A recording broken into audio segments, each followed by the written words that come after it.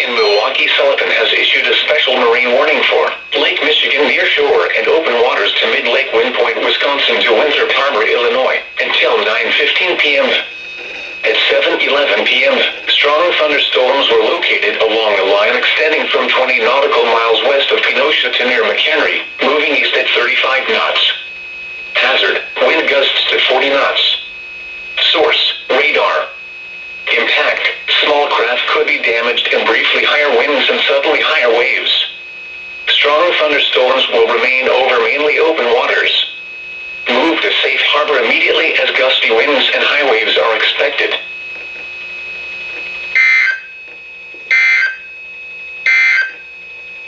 Now for the official